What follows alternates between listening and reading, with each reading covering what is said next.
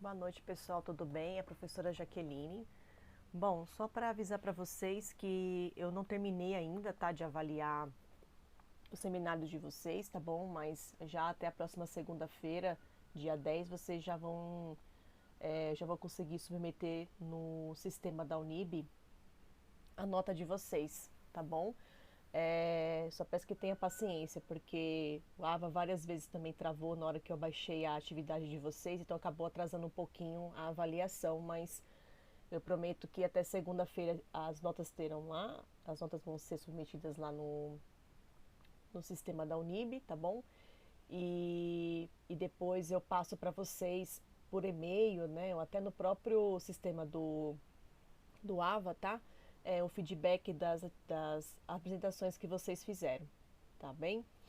De uma maneira geral, estava tranquilo, né? Alguns falaram muito rápido, porque lembro que a apresentação era em 15 minutos, tá bom? Então, uma apresentação muito rápida, né?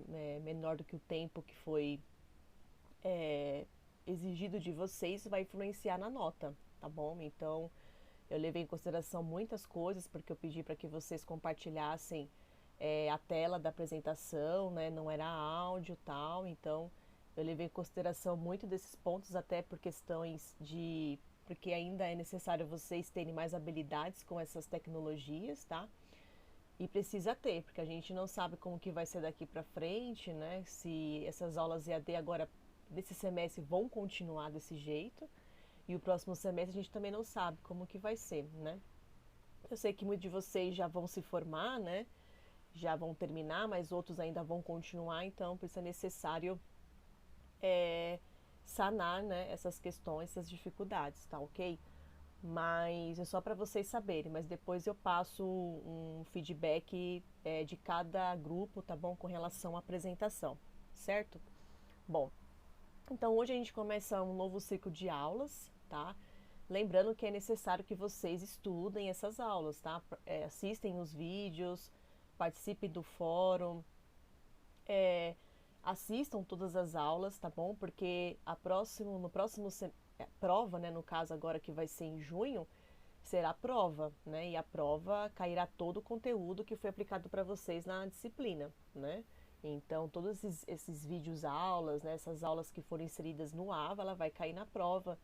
E, então, por isso que é necessário que vocês assistam os vídeos aulas, tá? Estudem as aulas que foram enviadas para não deixar acumular até a última semana aí de maio, porque na primeira semana de junho já inicia as avaliações, tá bom? Qualquer dúvida que vocês tiverem, mandem mensagem para mim, tá? Bom, hoje nós vamos falar então sobre saúde e doença, então nós vamos falar bastante sobre noções de epidemiologia em saúde e também ecologia das doenças, né? Tanto determinantes físicos, químicos, biológicos e também sociais, tá? Antes de falar mais sobre a parte de epidemiologia, é necessário falar para vocês a questão dos conceitos de saúde e doença, né? Que nem coloquei para vocês no conceito da prática clínica, né? Para a OMS, para a Aurélio, o que significa, né? Essas questões aí de saúde e doença, né? Então, na antiguidade, as religiões acreditavam que a saúde era uma dádiva, né? E a doença era um castigo dos deuses, né? Então, com o decorrer dos séculos e com o advento das religiões, a dádiva da saúde e o castigo da doença passou a ser responsabilidade de um único Deus, né? Então, tinha muitas dessas teorias. E, no entanto, aí, 400 anos mais ou menos antes de Cristo, né, o Hipócrates desenvolveu o tratado que a gente chama os ares e os lugares. Então, quem tiver interesse em saber mais isso, tem livro disso, dados sobre isso, tá? Onde relaciona os locais da moradia, a água para beber, os ventos com a saúde e a doença. Então, depois, séculos mais tarde, as populações passaram a viver em sociedade, em comunidade, né, em sociedade, e a crença de que a doença, depois mais para frente lá, 1980, é que começaram a abordar dizendo que a doença era transmitida pela expiração de gases de animais e até em dejetos em decomposição, né? E a partir daí começaram a desenvolver esses conceitos, né? Para a prática clínica, uma ausência de doença, a doença é a falta, a perturbação da saúde, Para a OMS, a saúde é um completo estado de bem-estar físico, mental e social. E para o Aurélio, saúde é o estado do indivíduo, né, cujas funções orgânicas, físicas e mentais se acham aí em situação normal. Então você vê que demorou bastante tempo para começar a se conceituar o que era saúde, o que era doença, né? E a doença ela não pode ser compreendida apenas por meio das medições fisiopatológicas, né? Pois quem estabelece o estado da doença é o sofrimento, a dor, o prazer, enfim, os valores e sentimentos expressos pelo o corpo subjetivo que adoece, né? Que até o próprio ator Gamba, 2006, fala sobre isso. Né? Acredito que vocês já tiveram algumas coisas disso em saúde pública, mas a saúde ambiental e saúde pública, elas também conversam entre elas, tá? E, e a saúde, ela é silenciosa, então geralmente não a percebemos na sua plenitude, né? Na maior parte das vezes, a gente só consegue identificar a doença quando a gente adoece, né? E é uma experiência de vida, é vivenciada, né, no âmago do corpo individual. Então, ouvir o próprio corpo é uma boa estratégia para assegurar, né, a saúde com qualidade, porque não existe um limite preciso entre a saúde e a doença, mas uma relação de reciprocidade entre ambas, entre a normalidade e a patologia, tá, por exemplo, mas os mesmos fatores também que permitem aí o homem viver. Então, o alimento, a água, o ar, o clima, a habitação, o trabalho, as tecnologias, relações familiares, sociais podem causar doenças, né? Então, por isso o ser humano é um biopsicossocial, porque esses fatores biológicos, psicológicos, sociais interferem na saúde do indivíduo, né? E a saúde, ela torna-se a capacidade que o ser humano aí tem de se gastar, de consumir a própria vida. Então é importante destacar que a vida não admite a reversibilidade, ela aceita apenas aí reparações. Então cada vez que o indivíduo fica doente, está se reduzindo o poder de enfrentar outros agravos. E ele gasta aí seu seguro biológico, sem o qual, né, ele não estaria vivo, né? Então, a saúde é o resultante aí, então, das condições de alimentação, de educação, de renda, de meio ambiente, de trabalho, de transporte, né, de emprego, de lazer, de liberdade, acesso e posse de terra, acesso a serviços de saúde, então, ou seja, formas de organização de produção que pode gerar profundas desigualdades no nível de saúde. Então, qualquer tipo de desequilíbrio nesses fatores vai afetar a saúde do indivíduo. Então, isso é a conversa em que até existe entre a saúde ambiental e a saúde social, né? A saúde pública, porque o meio ambiente alterado, né, afeta a saúde do indivíduo, que eu já comentei isso para vocês, certo? Bom, e aqui, como acontece a história natural da doença, né? Então, a doença, ela é um sinal de alteração do equilíbrio homem-ambiente, né? E que é relevante e precocemente calculável. E ela sempre vai ser produzida pelas transformações produtivas, territoriais, demográficas e culturais. E a qualidade de vida também vai ser interferente nisso, para ter o desenvolvimento dessa doença. Né? Então, qualquer alteração socioambiental, as exigências humanas, como nós já comentamos isso, desencadeia, né, e aperfeiçoa ainda mais, né, essa doença, tá bom? Então, como definir, né? Pelo Clark, em 76, são as inter-relações do agente, né, do suscetível, do meio ambiente, que afeta aí o processo global e seu desenvolvimento, desde as primeiras forças que criam e estimulam o processo patológico no meio ambiente, que está escrito aí, ou em qualquer outro lugar, passando pela resposta do homem ao estímulo, até as alterações que levam a um defeito, invalidez, recuperação ou morte, tá? E a história natural da doença, ela passa por períodos, que a gente chama de período pré-patogênico, que a gente chama de epidemiológico, né? Que nesse período pré-patogênico epidemiológico é onde você tem interação suscetível até o meio ambiente, tá? E o período patogênico são as pré-condições internas, né? Que nem está mostrando aqui na escala do estado de saúde do indivíduo, né? Então, mostrando a presença de saúde, né? Saúde ótima, saúde subótima, doença ou incapacidade declarada, próximo de morte e mórtica. Então, a gente tem aqui a presença de saúde, quando eu estou numa escala de saúde ó, saúde saúde subótima, e na hora que ela vai decaindo, você vai entrando numa outra escala que é a ausência de saúde, né? Então, isso é muito utilizado, essa escala do estado de saúde, no mundo inteiro, né? Então, naquele país, naquele continente, aquela população, aquela sociedade, aquela tribo, seja lá o que for, como que é a escala do estado de saúde daquela população, né? Então, por exemplo, agora frente ao Covid, né? Frente a essa pandemia que nós estamos vivendo, como que está a escala do estado de saúde da população? Está com precisa de saúde? Está com ausência de saúde? E tem que saber o que está refletindo nisso, porque se está alterando essa escala, o que está desencadeando a alteração nessa escala? Ah, devido ao Covid, por quê? Ah, porque as pessoas não estão dando de máscara, porque as pessoas não estão fazendo quarentena, porque as pessoas não estão lavando as mãos, né? Porque falta ainda medicamento, porque não tem vacina, né? Porque as pessoas que são fatores de risco também vai interferir na escala do estado de saúde. Então isso é muito utilizado, essa escala, né? No mundo inteiro, né? Porque é necessário saber naquela população como que está a saúde do indivíduo, porque quanto mais próximo ele estiver da morte, né, doença ou capacidade declarada próximo da morte, ele está numa escala perto da ausência de saúde. Então, quais são as soluções que eu tenho que resolver, né, dentro ali daquela minha comunidade? Então, pensando no governo ou até numa gestão, né, por exemplo, para que isso se reverta, né? Então, isso é sempre utilizado, tá bom? E aqui também mostra com relação à história natural de uma doença do homem, tá? E a história natural da doença, ela refere-se aí, por exemplo, uma descrição da progressão de uma doença em um indivíduo. Então, desde o momento aí da exposição aos agentes casuais até a recuperação ou morte. Então, o conhecimento da história natural da doença, ela ocupa juntamente com o controle das doenças, que a gente chama de história natural da doença, que tem livros sobre isso e tudo mais, tá?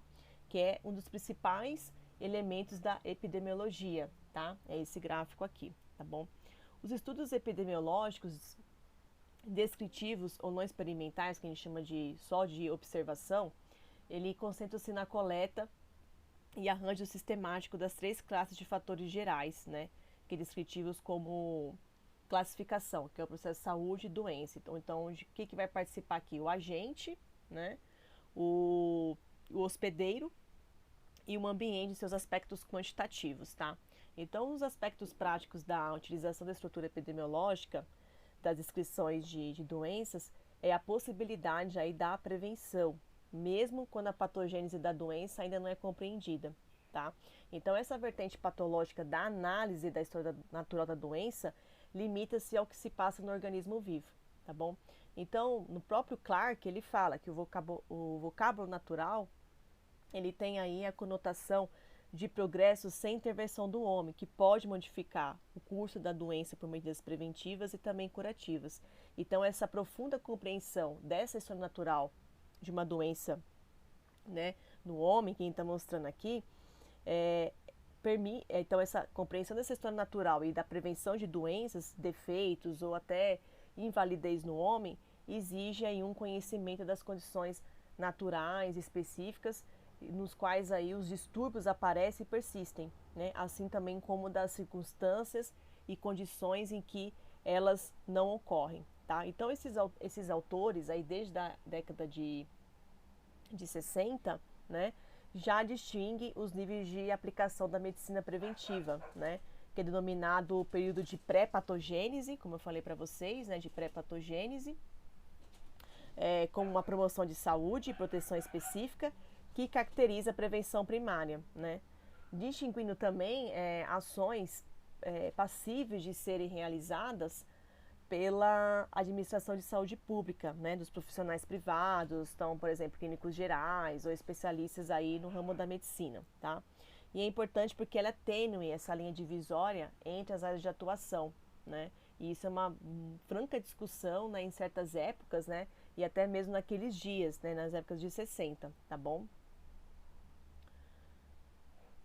Bom, e para muitos autores, né, incluindo o Clarke, é possível aí identificar distintos momentos da história natural das doenças, né, que é a vertente epidemiológica desse conceito, ou seja, não se limita as, as considerações fisiopatológicas ou anátomos clínicas das descrições das patologias. Então, do ponto de vista epidemiológico, pode-se distinguir aí várias fases, né, de evolução que é associado a distintos níveis de prevenção por ações de saúde. Então, a gente tem aí fase de inicial, susceptibilidade, que é um período aí que antecede as manifestações clínicas das doenças, né? Então, ele é conhecido aí por associação de possíveis fatores causais às posteriores manifestações clínicas ou epidemiológicas das distintas patologias, né? Que a gente fala que é a confirmação como fator de risco, né?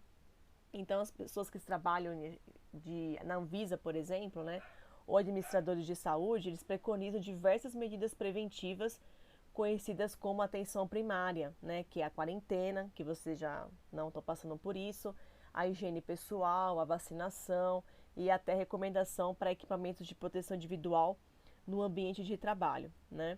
E, e também nesse período de pré-patogênese, né, como falei anteriormente, vai distinguir as medidas de proteção específica, né, das quais podem ser consideradas como promoção de saúde, né? Então, o Clark fala muito sobre isso da promoção de saúde, que vem aí sendo entendida como um subconjunto de prevenção, tá?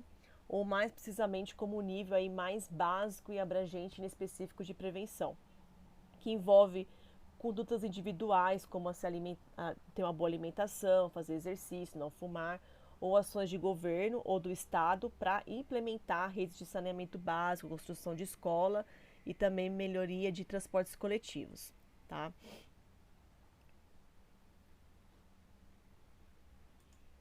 Portanto, frente a tudo isso que eu falei para vocês, então existem modelos aí para representar os fatores etiológicos da epidemiologia, né? Então, um deles é o modelo biomédico, né? Que a gente fala que é o modelo biomédico de medicina, né? Que tem sido aí em torno dos meados do século XIX, né? Que foi um modelo muito predominante usado por médicos no diagnóstico de doenças, tá?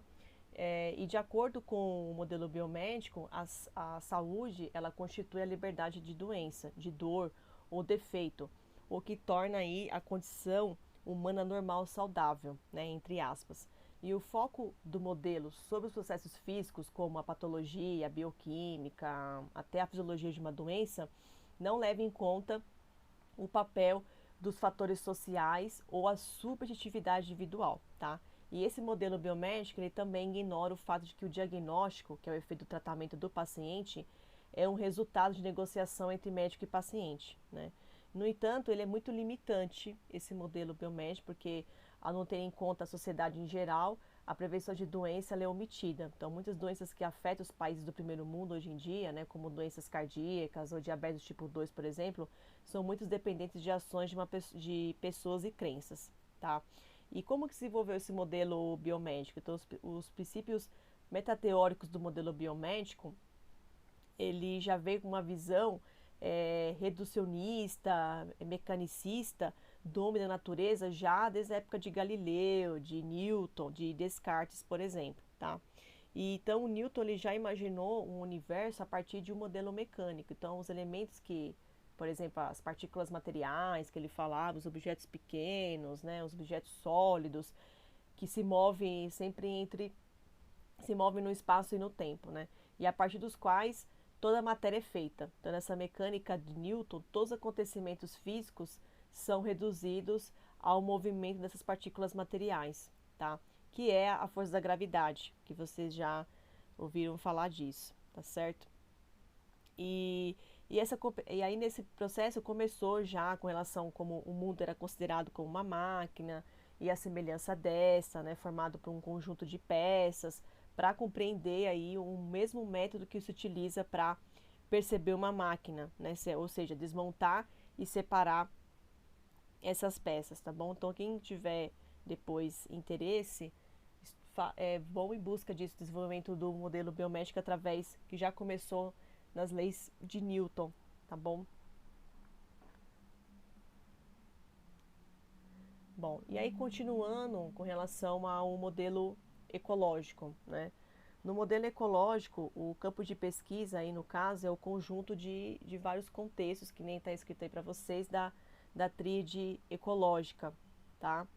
É, onde envolve o agente, o hospedeiro e o meio ambiente, aquilo que eu falei para vocês anteriormente, tá? E a dupla ecológica, que é o hospedeiro e o meio ambiente. Depois, mais para frente, eu vou falar para vocês como que se divide, né, com relação a essas partes das tríades ecológicas, tá? Mas esse modelo ecológico, ele tem um princípio aí, desde o desenvolvimento, perspectiva, né, do ser humano, de um ponto sempre de um ponto de vista global e integrado, né? Então eu tenho um conceito da pessoa ter sido vista enquadrada nos contextos de vida, tá? Também, outro tipo de modelo para representar os fatores etiológicos e epidemiologia é a abordagem sistêmica da saúde, tá? Eu não vou entrar muito nisso porque vocês já tiveram saúde pública. E a etiologia social da doença, que é a vertente centrada no componente sociopolítico, que a gente fala que é a estrutura social, e a vertente centrada na influência dos fatores comportamentais, que é o indivíduo. Então, como que funcionam esses fatores determinantes da doença? Então, ele pode ser classificado aí em dois, que a gente chama de endógenos e exógenos, tá? Nos endógenos são esses fatores determinantes que no quadro geral aqui da ecologia da doença, né, são inerentes aí ao organismo e estabelece a respectividade do indivíduo, tá? E o que envolve nessa questão endógena? A herança genética, né? Então se tem uma herança genética na família, né, de uma doença genética, tá? É um fator endógeno, é um fator determinante de doença. Então, você tem chance de desenvolver a doença porque tem já uma herança na família, né? Uma herança genética. Também anatomia e fisiologia do organismo humano, também pode ser um fator determinante de doença. Então, se tiver um tipo de alteração na parte anátomo ou fisiológica desse indivíduo, já no processo, né, desde a gravidez da mãe, que está na barriga da nossa mãe e quando nasce, então isso também é um fator determinante da doença, porque se eu tiver qualquer atrofia, qualquer alteração, né, morfológica, estrutural nesse órgão, nesse processo fisiológico também é um fator determinante da doença. E o estilo de vida, né? Se eu fumo, né? Se eu tenho, né, prática de fumar, de bebida alcoólica, de uso de drogas, né?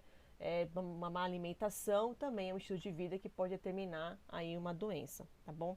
E tem os fatores exógenos, que são os fatores determinantes que dizem respeito ao ambiente. Então, neles temos o ambiente biológico, determinantes biológicos, tá? Ou o ambiente físico, que são os determinantes físicos químicos, e o ambiente social, determinantes socioculturais. Então, o exógeno entra muito na parte de saúde ambiental, né? Então, todas essas alterações no ambiente é um fator exógeno, né, que pode nós desenvolvermos doenças. Então, por exemplo, uma delas é a poluição, né? Então, a poluição no ar, eu vou ter problemas respiratórios, então esse é um fator exógeno, né? Que eu tenho problema falta de ar porque eu nasci com uma alteração. Eu nasci saudável, mas desenvolvi uma alteração, bronquite, né, pneumonias, alergias, né, muita tosse, dificuldade respiratória devido à poluição. Ou afocionamento básico, né? Eu tenho uma disenteria, eu tenho uma infecção bacteriana, eu tenho uma infecção intestinal, seja o que for. Isso é uma função também exógena, tá bom? E até as questões que a gente já discutiu nas outras aulas também, né? Então, até que a gente comentou do Covid, né? Os animais, né, que tem aí o contato com o coronavírus, a alimentação desses animais, né? O contato com esses animais que carregam essas partículas virais, no caso os morcegos, e aí eu adquiro o coronavírus. Então, também isso é um fator exógeno, tá? E aí envolve nessa parte da também dupla ecológica, o hospedeiro e meio ambiente, como comentei para vocês, do, do ambiente físico, biológico e social, né? Que muitas vezes os três ali conversam, né? Então, muitos deles têm ambiente físico junto com o social, que também influencia o desenvolvimento do ambiente, alteração do ambiente biológico, né? Então, essa parte exógena sempre fica um lado de fora, né? E a parte endógena, lado de dentro, né, do homem. Então, a herança, a anatomia e o estilo de vida. Então, isso aqui não tem como eu controlar, né, porque depende de mim, do meu estilo de vida, né, a herança genética do indivíduo, se eu nasci com uma alteração. Então, mas isso daqui é um ambiente que dá para se controlar, mas ele está sendo descontrolado, tá? Então, aqui demonstrando a interação complexa com o ambiente, tá? Então, essa parte de fora o exógeno, a parte de dentro endógeno, tá? E aqui só para falar um pouco mais da parte de fatores determinantes endógenos, então genéticos, que é o âmbito da genética médica, ou outros fatores constitucionais, tá? Aqui mostrando com relação aos fatores determinantes biológicos, então, de forma exógena, então entra aí as infecções, né? Que pode ser várias espécies, então um deles, né, a próprio coronavírus, né, um fator exógeno, né? E que envolve aí muitos determinantes biológicos no âmbito da microbiologia e da entomologia médica, né? E aí, o que acontece aqui? O resultado do relacionamento da população humana com uma ou mais espécie com consequente advento de diversos agravos à saúde, né? São aí esses fatores determinantes biológicos, tá? Então, um deles, por exemplo, é o coronavírus, tá bom? Temos também os fatores determinantes físicos e químicos, que a gente pode ser diferenciado aí em questões, primeiro, naturais, que são os previsíveis. Então, quando a gente fala que é natural, é aquilo cuja ação, em boa parte, pode ser aí de antemão prevista, né? As possíveis consequências, dessa forma, adotar medidas que possibilitam aí reduzir os efeitos a depender dos conhecimentos atingidos sobre o assunto, né? Então, as questões previsíveis, o clima, também é um fator determinante físico e químico, tá? E a hidrosfera e a litosfera, né? Então, como a gente já comentou nas outras aulas, então a carência aqui desses elementos essenciais ou presença de agentes indesejados. Então, alterações na hidrosfera, litosfera também é um fator determinante físico e químico, tá bom? Além disso, também os acidentes, né? De forma acidentes naturais, tá bom?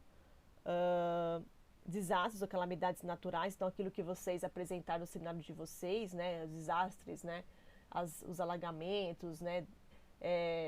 O que aconteceu em Brumadinho, né? Os furacões, né? Tudo isso são desastres, né? Pode ser acidente natural, né? E também uma forma de desastre, calamidade natural, isso também é um fator determinante físico e químico, porque ele é caráter imprevisível, tá? E como efeito natural também pode até se envolver o efeito estufa, o buraco da camada de ozônio, por exemplo, e até envolve também na relação à parte físico-química até o ambiente antrópico, né? Então, o impacto de tecnologias sofisticadas, que nós já comentamos sobre isso, que fora de controle pode atingir o próprio ambiente antrópico, né? Então, a energia nuclear, acidentes com produtos químicos perigosos, tá bom? E também a questão da parte mais artificial também, que é produzida de uso programado e contínuo, né? Que a gente chama de riscos antrópicos, que aí envolve a poluição, então aqui mais o caráter artificial, né? Então aqui a gente tem então naturais imprevisíveis, esses artificiais, né? Que em grande parte é a maioria, né? Então você vê que naturais imprevisíveis não tem muita coisa, mas quando falar artificial, né, a problemática é muito maior. Então envolve acidentes antrópicos, um ambiente natural, um ambiente antrópico e até de forma aí produzida, né? Tanto a parte aí de poluição, a poluição consequente, com o desenvolvimento industrial, então essas gases, essas partículas da atmosfera, substâncias químicas, né? E a poluição pressentida, que é a consecução de certa finalidade. Então, os defensivos agrícolas, medicamentos, os agentes tóxicos e nocivos usados em conflitos armados, né, que são os agentes aí de guerra, né, que são esses gases aí que são emitidos para poder matar uma população em massa, né, que até aconteceu na Síria, né, em outros países também, tá bom? E aí, quais são os fatores determinantes sociais, né? Então, aí no caso envolve, né, os conhecimentos sobre os determinantes sociais, parte do estudo da desigualdade social, né, que agrava ainda mais a saúde, que é traduzida em morbidade e mortalidade. Então, aí nesse caso, nós temos aí categorias, né, envolvidas na parte social, que a gente fala que é a parte comportamental, né, que é a parte psicossocial, né, que é relacionada à personalidade do indivíduo, ou então até hábitos, estilo de vida, então a sexualidade, a parte ética relacionada à cultura, e também de forma adquirida, também são fatores determinantes sociais, tá bom? Com relação também a isso, associar os estruturais, então a ocupação, a família, o nível socioeconômico, tá bom? E também a parte evolutiva, que é relacionada ao desenvolvimento, então que pode ser tanto intrasocial, né, que é a convivência, a apropriação dos recursos sociais, a competição, e intersocial, que envolve a agressão ao meio ambiente, as migrações populacionais, o intercâmbio social e também os conflitos, né? E como que se então, como que a gente deve realizar então as medidas preventivas com relação a esses fatores, né? Então, vários autores descrevem com relação aos níveis de prevenção, né, de um caráter primário, secundário e terciário. Então, até o próprio Clark fala em caráter primário, é necessário fazer a promoção da saúde, como eu falei para vocês, a proteção específica. De forma secundária, tem que ter o diagnóstico precoce, tratamento adequado, limitação da incapacidade, e terciária, a reabilitação, né, que é extremamente importante. Na Universidade de Colômbia, também, promoção da saúde, proteção específica, diagnóstico precoce, tratamento adequado, limitação da incapacidade e a reabilitação, tá? E já o LI também, promoção da saúde, mas e proteção específica, diagnóstico precoce, tratamento adequado, reabilitação entra como caráter secundário, tá?